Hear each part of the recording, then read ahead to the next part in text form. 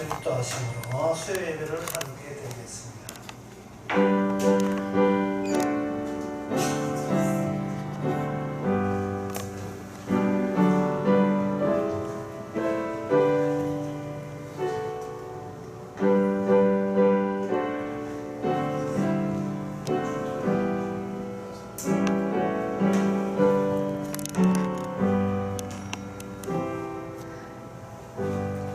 생명의 경계를 덮는 귀는 지혜로운 자 가운데 있느니라. 훈계받기를 싫어하는 자는 자기의 영혼을 긍휼히 여기니라. 견책을 달게 받는 자는 지식을 얻느니라. 날마다 하나님으로부터 지적을 받고 책망을 받는다는 것이 얼마나 복된 생활이며 그것이 바로 영적 생활인 것을 저희들이 놓치지 않게 하여 주시옵소서. 예수님 이름으로 기도합니다. 찬송가 187장 합시다.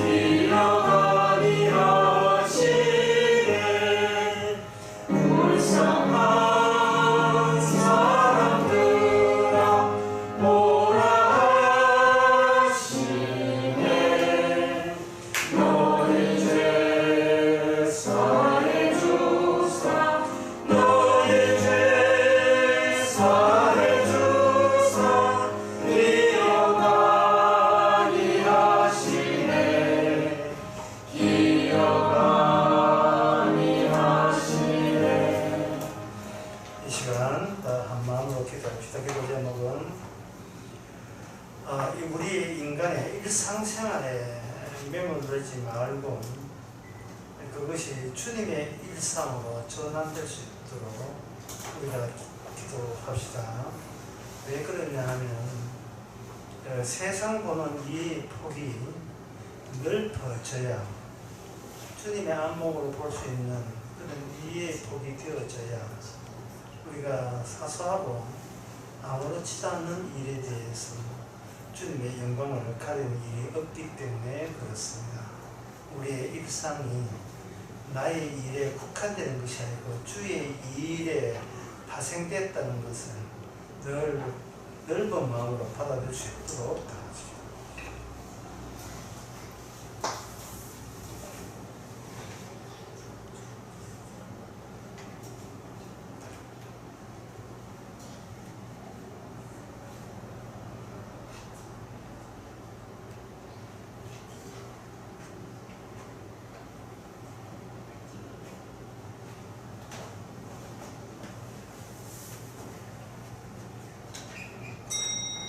하나님 아버지, 나의 일에 내가 스스로 매몰되지 말고 세상 보는 폭이 넓혀지게 하옵소서.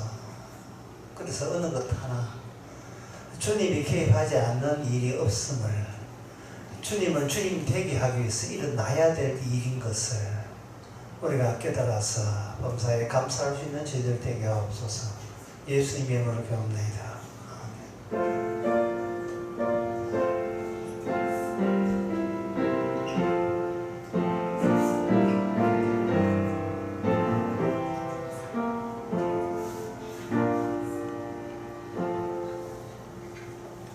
하나님 말씀은 열왕기상 17장 8절에서 17절입니다. 여호와의 말씀이 엘리야에게 임하여 가라사대 너는 일어나 시돈에 속한 사르밧으로 가서 거기 유하라. 내가 그곳 과부에게 명하여 너를 공개하게 하려느니라. 저가 일어나 사르밧으로 가서 성문에 이를 때 한 과부가 그곳에서 나무 가지를 줍는지라. 이에 불러 가로되 청컨대 그릇에 물을 조금 가져다 나로 마시게 하라. 아멘. 열왕기상 그 17장에서 하나님께서 간몽을 예고해 주시고 그 속에서 엘리야를 살려내는 겁니다. 엘리야를 살려낸다는 것은 엘리야가 가뭄에 쫓기는 삶을 통해서 엘리야의 본인의 어떤 가뭄 가운데서 어떻게 사느냐의 새로운 경로를 엘리야를 통해서 만들어 내십니다. 그런데 그 경로에 누가 동성을 하게 되는데 그것은 바로 사르밧 과부가 동성하게 됩니다.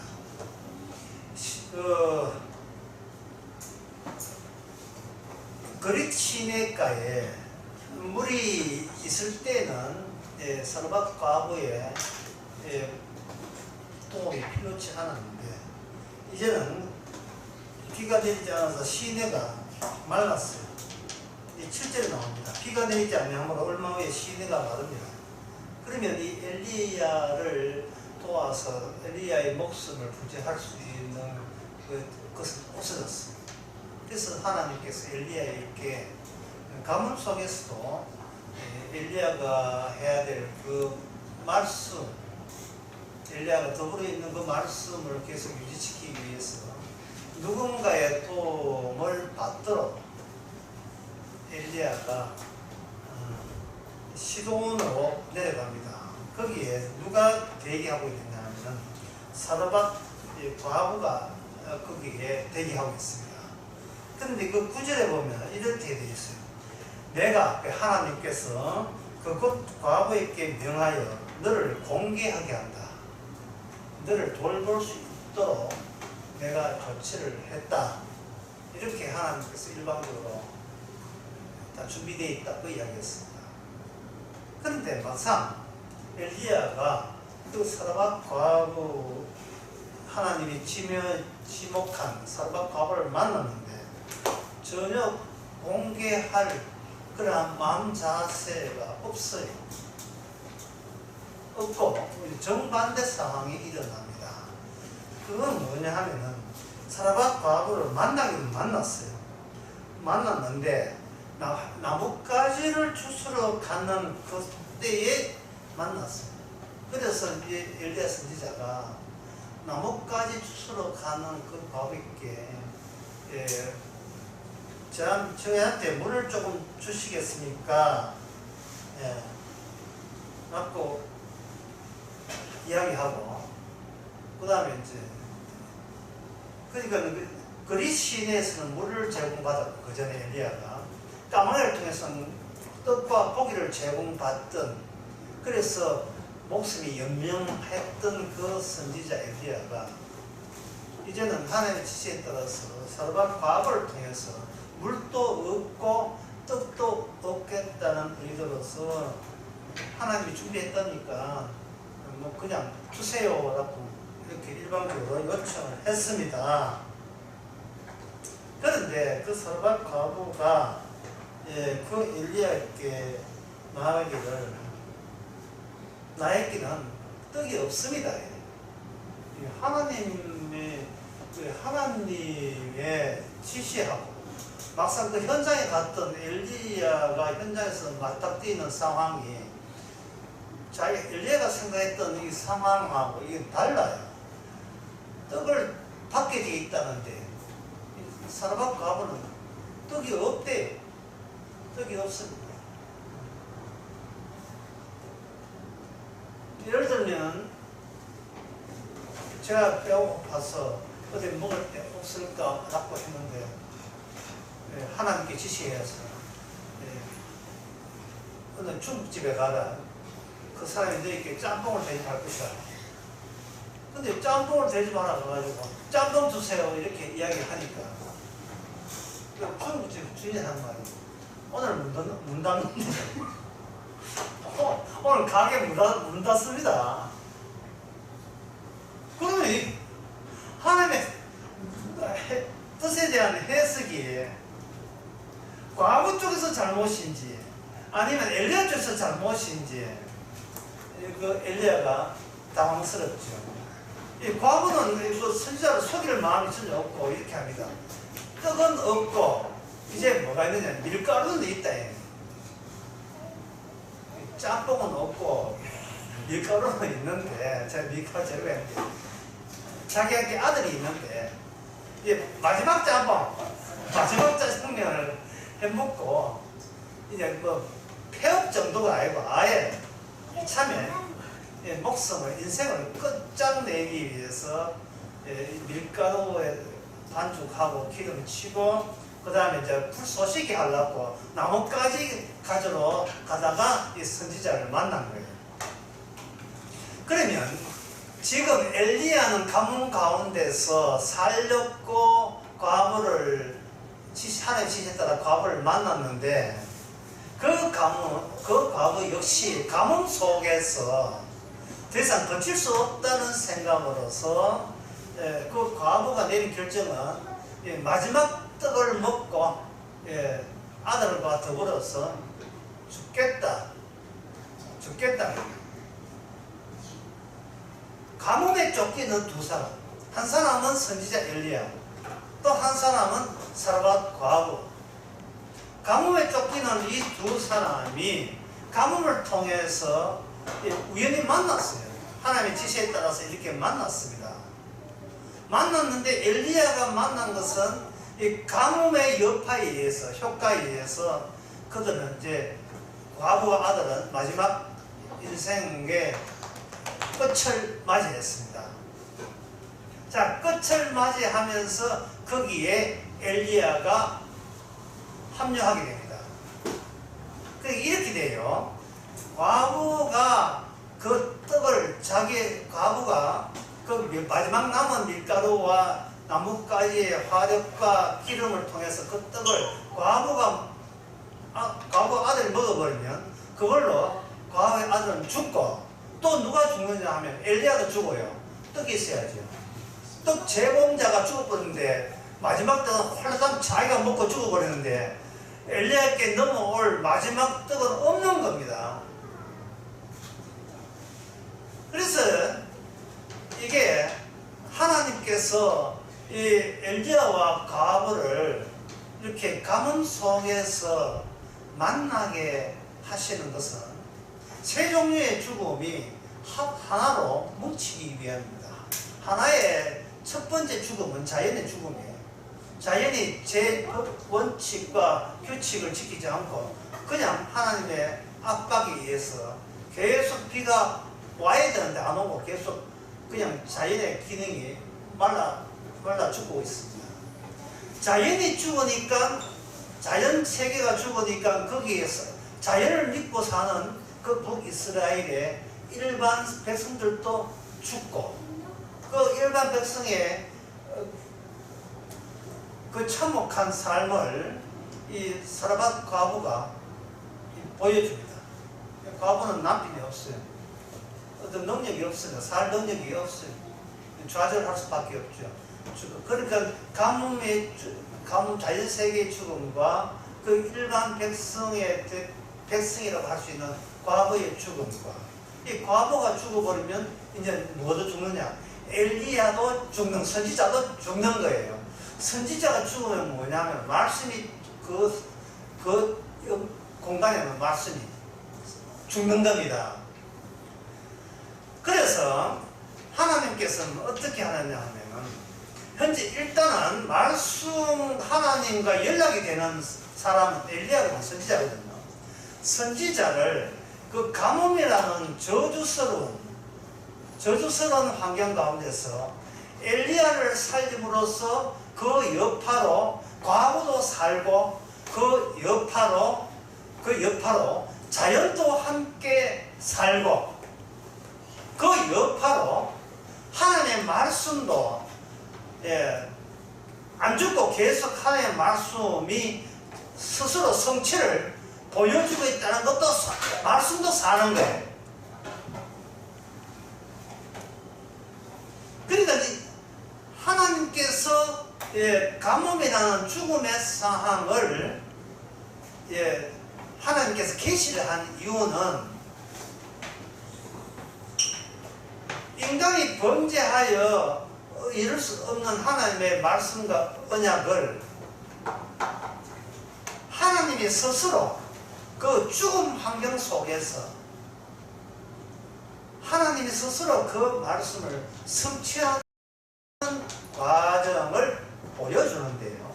그 성취하는 그 경로 자체가 죽음으로 이어지는 방식 외에는 다른 방식은 없습니다. 다른 방식은 없어요.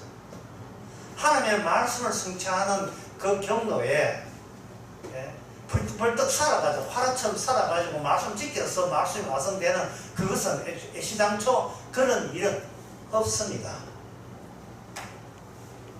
죽은 자를 통해서 생명이 나오는 방식 외에 다른 방법은 없습니다.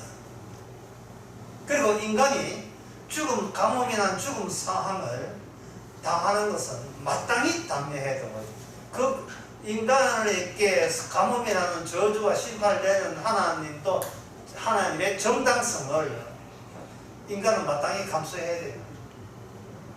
감수해야 됩니다. 죄진 인간이 더 살라 한다는 것은 그 말씀에 입각해 볼 때 그거는 옳은 권리가 될 수가 없어요. 마땅히 말씀도 못 사는 마땅히 죽어야 되니까.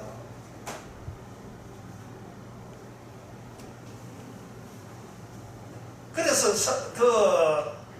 우리가 첫 번째 중요한 것은 사르밧 과부가 그 가뭄 속에서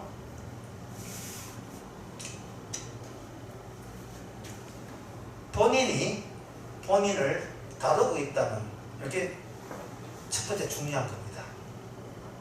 사르밧 과부는 가뭄에 대해서 하나님이 어떻고 말씀이 어떻고 관심이 없어요. 지금 자기가 견디다 내가 내 인생을 보살피고 꾸역꾸역 한평생 살아왔는 그 모든 역량을 다 총동원해 볼 때 이것은 내가 죽는 것이 내가 할 수 있는 한도다. 끝이다. 왜? 평소에 내 인생은 내가 다루기 때문에. 이게 얼마나 이게 실제적인 이야기고 우리가 매일같이 만나는 이 현실을 뚝 잘라보면 이거예요. 내 인생은 내가 다룬다. 그게 사르밧 과부의 태도고 행동입니다. 가뭄 속에서 대책이 없잖아요. 양식은 다 떨어졌는데, 기름 다 떨어져 양식 떨어졌는데, 어떻게 목숨을 연명에 이어갈 수가 있습니까? 없지요. 그런데 그 여인에게, 과부에게 엘리 죽음에 쫓기고 역시 죽음에 쫓기는 선지자의 죽음과 합류되게 되었다는 거예요. 두 개의 죽음이 합류될 때 과부 입장에서는 선지자는 니나 내가 똑같아. 가뭄 들어서 양식 없으니까 또 마찬가지 실시 아니야 라고 생각할 수 있는, 내가 이렇게 이 가뭄을 이겨낼 수 없듯이 너도 마찬가지야. 너도 뭐 별 게 있어 라고 생각하는 두 사람이 만나는 거예요. 두 사람이. 그런데 살로박 과부가 평소에 내 인생은 내가 알아서 꾸려나간다는 거기서 나오는 그 죽음이라는 개념과 하나님과 통하는 엘리야가 죽음에 쫓기고 감염에 쫓겨서 그리 시내가에 물 말랐고 까마귀도 오지 않으니까 같은 사람에게 보살을 받아야겠다고 온 그 엘리야의 죽음은 과거에 생각한 죽음이 아니에요. 하나님의 말씀과 함께 있는 자의 죽음에는 일반인들이 모르는 다른 지의, 다른 차원의 죽음이 거기에 있었던 겁니다. 다른 차원의 죽음이 있었던 거예요. 그러니까 과거는 엘리야를 만남으로써 나는 이제 가문 들었으니 양식 들었으니 끝이야. 이 끝이야 라는 그 끝이라는 개념이 엘리야를 만남으로써 아직 아니지. 아니야 그 끝 아니야. 당신의 죽음을 선지자 당신의 죽음을 내가 흡수 통합했습니다. 엘리야는 이래 나옵니다. 당신의 죽음을 내가 가져가겠습니다. 당신 죽음을 내가 대신 책임질게요. 그러니까 당신이 죽겠다고 먹는 떡을 그 떡을 내한테 선지자께 주므로 말미암아 당신의 죽음은 이 내 안으로 쑥 들어온 거예요. 선지자 안에 들어온 겁니다. 자, 그렇다면 이제 선지자가 일반인의 죽음과 동일한 죽음이라면 그 강탈한 뺏어 마지막 떡을 선지자가 강탈하고 뺏은 거죠. 뺏어버리면 마지막 떡 먹고 죽으려고 하는 그 과부 아들도 죽고 마지막 떡을 먹고 이제 떡 없으니까 마지막 떡이니까 라스트 브레드 마지막 떡을 먹는 선지자가 떡을 먹었으니까 수지자는 어떻게 돼요? 죽지요. 니다 죽고 나도 죽고. 과부가 어떻게 생각했어? 네가 뭔데 내가 마지막 떡을 당신이 뺏어가면 네가 뭔데 몇 가락도 없이 함부로 몇 떡을 뺏어가지고 나도 죽고 당신도 죽고 이 무슨 꼴이 뭐 이런 꼴이 있느냐. 여기서 준비된 하나님의 약속이 주어집니다. 가뭄이 끝날 때까지 당신의 그 밀가루와 당신의 기름은 끝이 없어요. 계속해서 나올 것입니다. 14절에 이스라엘 하나님 여호와의 말씀이 나 여호와가 비를 지면에 내릴 때까지 그 통의 가루는 다하지 아니하고 그 병의 기름은 없어지지 아니하라. 이것은 과부의 믿음도 아니에요. 과부의 믿음이 아니고 강제로 선지자가 과부의 목숨을 자기 안으로 자기의 목숨을 통합시킨 효과입니다. 강제로 과부의 죽음을 대신해서 그 죽음을 대신해서 가져갔던 그 엘리야에게 넘겼기 때문에 이제는 과부는 선지자 앞에서 이미 죽은 거예요. 이미 죽었기 때문에 과부는 이런 생각을 해야 돼요. 저 선지자가 살아있으면 나는 살아있고 저 선지자 죽으면 나는 죽는다. 다시 말해서 내 인생은 그동안 단독 인생이었는데 이제는 선지자 안에 선지자 안에 있는 내 인생, 통합된 인생으로 결속되어 있고 결합되어 있는 겁니다. 여러분 이 이야기 들으니까 바로 로마서에 나오는 예수님과 더불어 함께 세례받는 게 기억나죠. 그리스도와 함께 죽은 자는 그리스도와 함께 살리라. 지금 엘리야는 말씀이 완성자가 아니 메시아가 아니지만 예수님은 말씀의 완성자이기 때문에 예수님 뒤에서 완성되는 것을 앞당겨서 엘리야 시대에 장차올 메시아의 역할, 기능이 무엇인가를 미리 엘리야를 보여준 겁니다. 그런데 여기서 우리가 유념해야 될 것은 야, 우리 이렇게 생각하면 엘리야가 과부를 도와주는구나, 그렇게 생각하기 쉬워요. 그러나 정반대입니다. 엘리야의 엘리야됨이 초점이에요. 하나님의 계시의 초점은 과부에게 그 카메라가 들어가는 게 아니고 주연은 누구냐 하면 엘리야가 주연이에요. 왜? 하나님의 계약 관계에 있기 때문에. 그래도 사라밧 과부는 뭐냐? 엘리야가 품고 있는 그 말씀의 완성을 위해서 사라밧 과부가 상대 역을 해주는 겁니다. 사라밧 과부가 엘리야를 도와주는 거예요. 도와주는 거예요. 그런데 과부는 이 사실을 몰랐어요. 예, 밀가루가 통에 마르지 않고 기름병에 있으니까 그때는 하나님께서 선자를 보내서 나를 안 죽고 계속 살도록 은혜를 주셨구나, 이렇게 생각한 거예요. 예, 이 과부가 왜 과부는 그렇게 생각할까요? 그거는 평소에 내 인생은 내가 알아서 꾸려나갔다는 그 버릇이 계속해서 가뭄 속에서 심지어 선지자를 만나도 그거는 고쳐지지 않았습니다.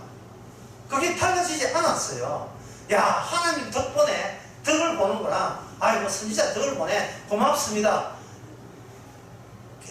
그 과부는 그렇게만 생각했어요. 과부는 아직도 엘리야를 엘리야답게, 선지자를 선지자답게 하는 그 작용에 자기가 조연급으로 엑스트라로 말려들었다는 생각을 못하고 여전히 자기 입장을 고수하고 있었던 겁니다. 그 증거가 어디 있느냐? 그 다음에 나와요. 그 증거가 이제 그 엘리야가 와가지고 이제 뭐 밀가루 통에 다 계획 속에서 밀가루가 계속 넘쳐나고 기름통에 기름이 넘쳐나는 거, 이 대목만 생각한다면 이 성경 기지를 보는 모든 사람은 이런 욕심이 또 생길 거예요. 이왕이면 통을 좀 크게 키우지, 작은 통 말고 넉넉하게 드럼통보다 더 큰 통 했으면 이거는 평생 묵고 살 건데, 이런 생각이 드는데, 그런 아마 사라밧 과부도 그런 생각할 수밖에 없어요. 어쨌든 간에 엘리야 덕분에 그들은 굶어 죽기 직전에 구사일생 되었다. 그게 1망이라면 2망이 뭐냐 하면 17절 나옵니다. 2일 후에 그 집 추모되는 여인의 아들이 병들어 정세가 심히 위중하다가 숨이 끊어졌는데, 숨이 끊어졌어요.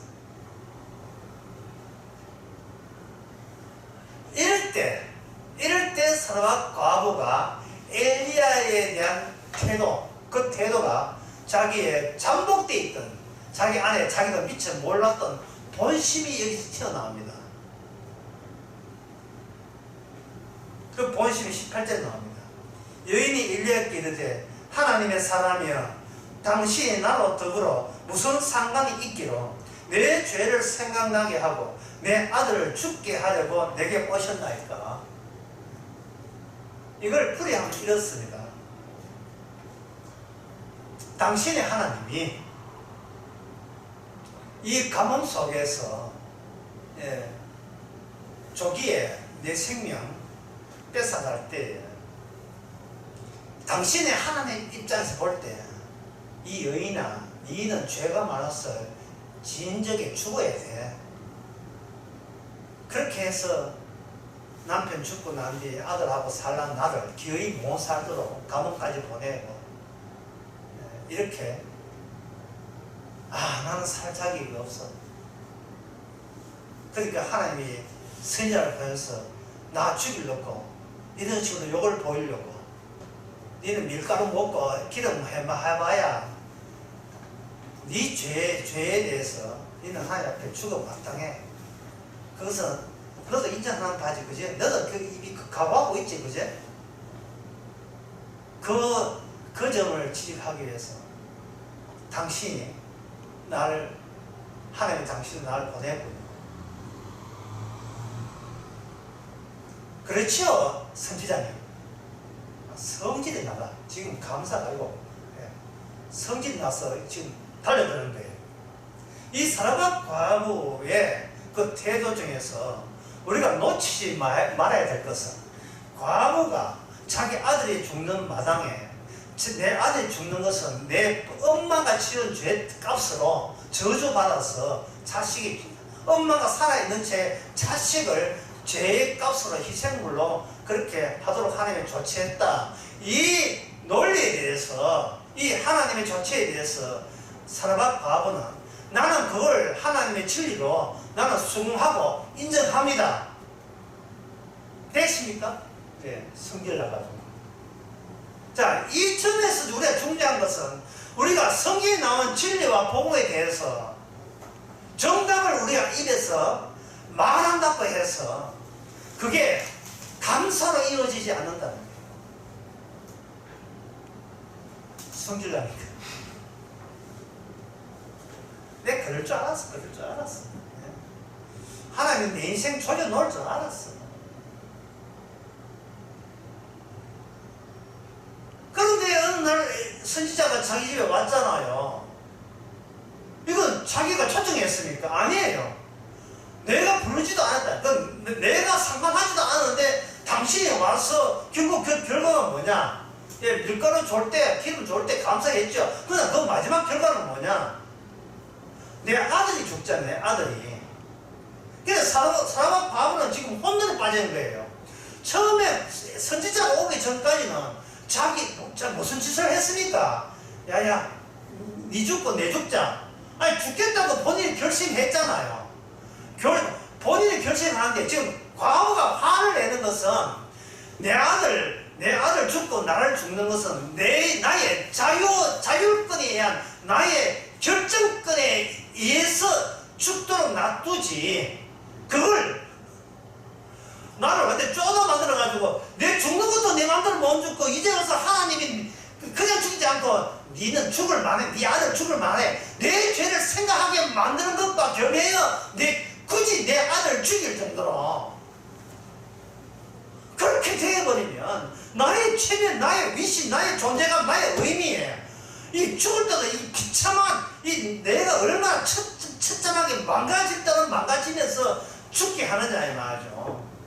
선지자 당신 역할이 바로 지금 그 역할이잖아. 나가 화가 나겠어요, 안 나겠어요? 정말 우리 둘이 내가 알아서 우리 모장안에 죽도록 그냥 놔고, 근데 이제 와서 살려놓고 죽이는 것은 무슨 잔인한 짓이냐 이 말이죠. 무슨 잔인한 짓이냐. 이걸 줄이고 믿었습니다. 하나님이요, 선지자요, 내일에 뛰어들지 마세요. 내가 죽든 밥이든 뭐가 되든 끝까지 내 인생은 내가 알아서 삽니다. 안녕히 가세요. 그 이야기죠. 안녕히 가세요. 내 인생 내가 알아서 합니다.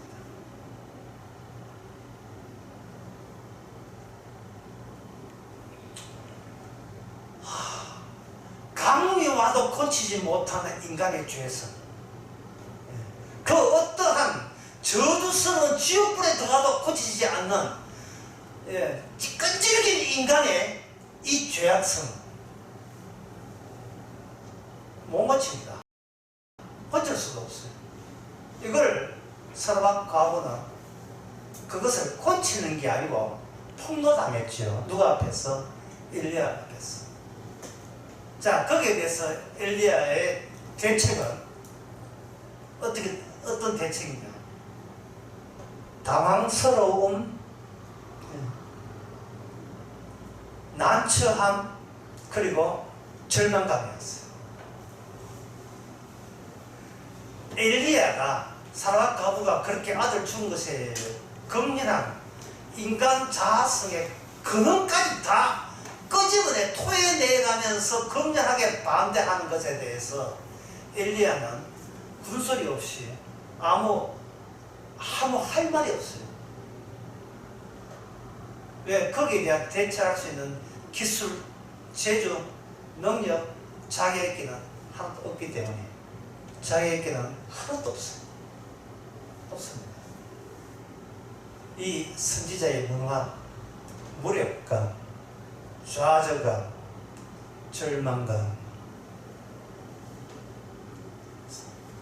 어떤 사람을 구원할 수 있는 재주가 전혀 없다는 데서 오는 바로 이것은 이 선지자에 대한 좌절감, 과부가 느꼈던 죽음과 질이 다른 차원이 다른 차원의 자기 그 죽음이에요. 선지자의 죽음이에요. 더 깊이 있는 죽음이에요. 이 죽음은 나중에 하나님 자신의 죽음까지 이어집니다.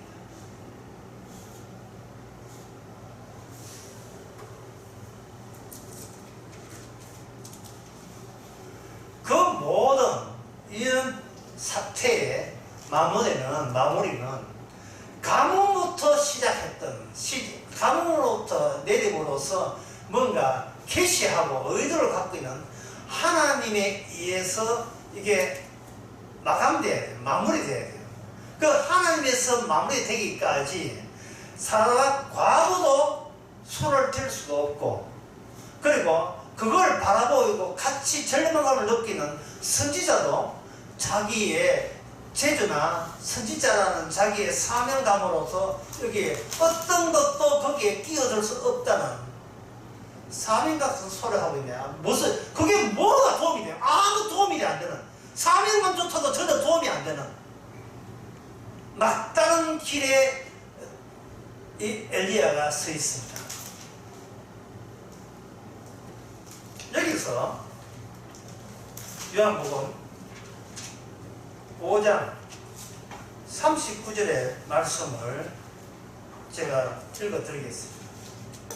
5장 39절에 너희가 성경에서 영생을 얻는 줄 생각하고 성경을 상고하거니와 이 성경이 곧 내게 대하여 증거하는 것이다. 내게 대하여. 인간들아, 손 떼라. 손 떼라. 인간들 손 떼라. 뭐 사명가, 뭐 선지자, 목사, 손 다 떼. 너희들이 손을 떼고 싶어도 너희들은 손을 안 떼요. 안 떼는데 떼게 만드는 방법은 뭐냐 하면 어떤 사건이 일어나게 되면 목사로서, 선지자로서, 또는 성도로서 어떤 난처한 일을 해결하고 남을 도와주려는 그 모든 일에 자신의 죽음을 거기서 처음토록 주께서 조치를 하는 거예요. 처음. 아내를 믿는데 남편이 안 믿는다. 그럴 때 아내가 어떻게 합니까? 확실히 중보기도 하죠. 예. 하는 뜻은 뭐냐? 하지마. 예. 해도 소용없어.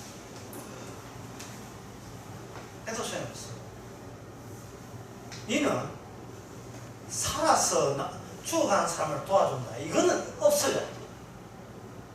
그들의 죄성, 그들의 하나님에 대한 저항과 반항과 악에 바친 그 하나님에 대한 분노를 네가 거두어야 돼. 거두어서 그 악에 바친 그 악마성을 그 선지자도 그대로 같이 그걸 품어줘야 돼요. 수고한 무거운 짐을 그대로 내게로 가져와야 돼. 그냥 다 품어야 돼요. 품고 외치라는 것은 뭐냐면 그 사람을 대신해서 아버지의 저주를 받는 거예요. 하나님 어찌하여 저를 버리시나이까? 어찌하여 저를 버리시나이까? 다시 열왕기상 17장에 봅니다. 17장 18절에서 사람과 과부가 하는 자기의 본심을 악에 바쳐서 나온 그 본심 가운데서 단어 하나 나와요. 내 죄를 생각나게 하고 또 아들을 죽게 하려고 내게 오셨나이까? 여기서 몇 가지 중요한 사항이 나옵니다. 나는 당신을 부르진 없고 당신이 찾아왔는데 나는 믿습니다. 하나님이 당신을 통해서 의도적으로 당신을 보내서 나를 찾도록 만나도록 하나님이 조치한 것을 내가 믿습니다. 기분 좋아서 하는 이야기 아니에요. 지금 성기라서 하는 거예요. 한데 그것이 뭐냐? 기어이 내 죄를 알아서 네 죄의 값으로 네 아들 죽는 것에 대해서 네가 섭섭하게 생각하지 말라. 그것으로 날 압박하려고 찾아온 건 맞지요? 라고 한 거예요.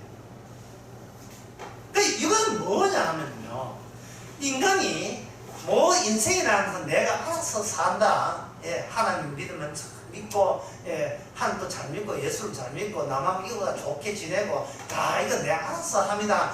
이것이 얼마나 허구적이고 망상인지를 사람과 과거를 통해서 다 들통내는 거예요.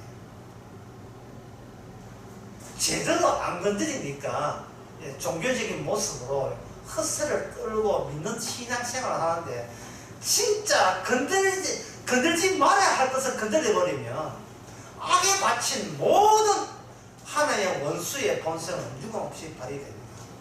거기에 대해서 선지자는 아무 대책 없습니다.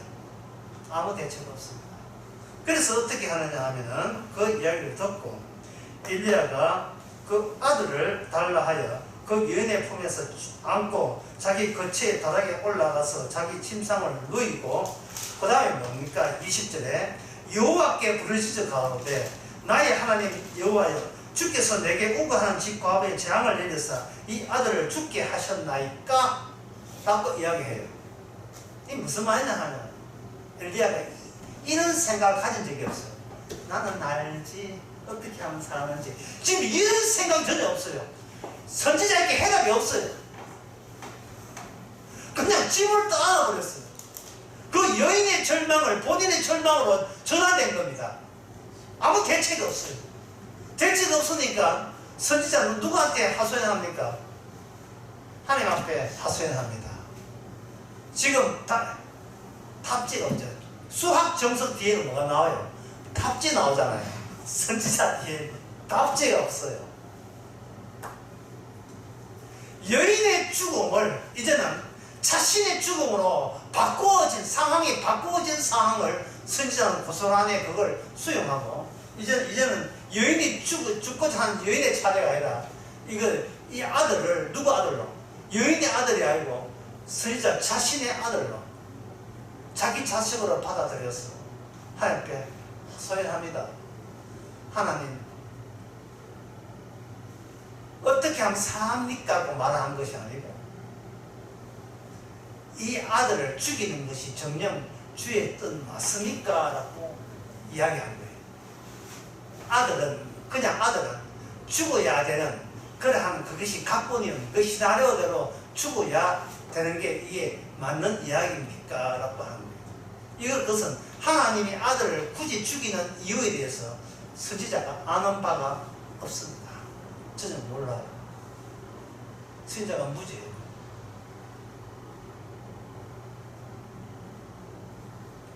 21절에 보면 그 아이 위에 몸을 세 번 펴서 엎드리고 여호와께 부르짖어 가로되 나의 하나님 여호와여, 원컨대 이 아이의 혼으로 그 몸을 돌아오게 하옵소서 하니, 이렇게 했습니다. 이거는 본인이 엘리야가 하나님과 통하는 엘리야로서 자기 쪽에서 할 수 있는 것은 다 냈어요. 자기 쪽에서 할 수 있는 것. 아들과 자기 몸을 일치시킵니다. 과부의 사정과 과부의 사정을 자기가 받아들였고, 그 가운데서 과부 집을 밀가루 해가지고 기름 넉넉히 살려냈잖아요. 그런데 중간에 누가 계획했습니까? 하나님이 예상도 못한 아들 죽이는 그런 사태가 연출됐잖아요. 그러면 그 아들 죽이는 사태도 이제 선지자가 그걸 자기 인생으로 그걸 또 인수인계합니다. 인수인계하고, 그 다음에 아들 몸에다가 밀착시켰어요. 완전히 5초 본도에 딱 가다 붙였어요. 안 떨어집니다. 3번씩이나 그 애 앞에 누웠다는 말은 한번 해보고 되나 안 되나, 나는 치료자요, 니는 치료받아야 될 이러한 너의 관계가 아니고 합류된 관계예요. 나는 애를, 이 아이가 죽는 이유를 알 때까지 이 아이를 딱 붙어서 한 몸 되게, 나는 한 몸 되도록 나는 그 조치를 그렇게 하게, 내 몸을 이 아이가 한 몸 되고 결속시키겠습니다. 딱 묻었어. 했습니다. 그리고 아들은 죽었으니까 아무 소리 못하죠. 말할 수 있는 것은, 아들과 함께 말할 수 있는 것은 기도하는 그 입은, 지금 아직 엘리야는 안 죽었으니까 엘리야가 죽은 아들 대신 기도하는 거예요. 하나님이여, 이 아이를 살려달라고, 아이를 살려달라고 이렇게 합니다. 이것은 왜 아이를 살려달라고 기도할 수 있는, 왜 이러한 권한을 엘리야가 왜 행사하느냐? 그것은 17절 초반에 하나님께서 다른 사람 가뭄 속에서 다른 이스라엘 백성은 다 죽였고, 하나님은 언약을 안 죽이고 살리기 위해서는 누구를 보호한다는 의중을 나타낸다. 엘리야는 어떤 경우라도 내가 이 저주 가운데다 내가 지켜줄게, 계속 너는 죽으면 안 돼, 죽으면 안 돼라는 언지를 주신 적이 있습니다. 그게 그 언질이 얼마나 특이한지요. 다른 사람이 삐주는 게 아니고 까마귀가 와가지고, 부정한 짐승 까마귀가 와가지고 아침적으로 믿었다는 말은 엘리야로 하여금 하나님과 나 엘리야 사이에는 가뭄이 아니라 어떤 일이 있더라도 하나님께 나를 죽이지 않는다는 지속적인 언약 관계가 여전하다는 것을 엘리야가 알고 있어요. 심지어 엘리야가 마지막 죽을 때 안 죽습니다. 엘리야가 나중에 엘리사 만나잖아요. 하늘에서 마차 2대 온 게 아니에요. 예, 콜택시 2대 온 게 아니고 한 대 왔어요. 한 대. 엘리야만 죽음을 보지 않고 불새 타고 올라가도록 되어 있어요. 끝까지 가뭄 속에도 살리고 또 죽은 자리에서 살림으로써 사르밧 과부가 아는 그러한 죽음의 질 말고, 엘리야가 사르밧 과부로 하여금 결속된 그 상태에서의 죽음 말고, 엘리야 장차 오실 주님이 죽었다가 사흘 만에 부활한 그 죽음의 질에 엘리야로 하여금 거기에 합류된 그 공간의 그 영역과 하나가 된 그러한 선지자라는 것을 하나님께서 엘리야를 통해서 보여주는 거예요. 그래서 말라기 4장에 보면 장차 엘리야가 온다고 했고, 예수님이 십자가 달릴 때, 마태복음 27장 세도 달릴 때 사람들은 엘리야가 와서 구원하는 거 보자. 이 말은 엘리야라는 존재는 어떤 특징을 갖고 있는 사람들 하여금 하나님이 친히 보호하기에 절대로 죽지 않는 인물, 절대로 죽지 않는 인물.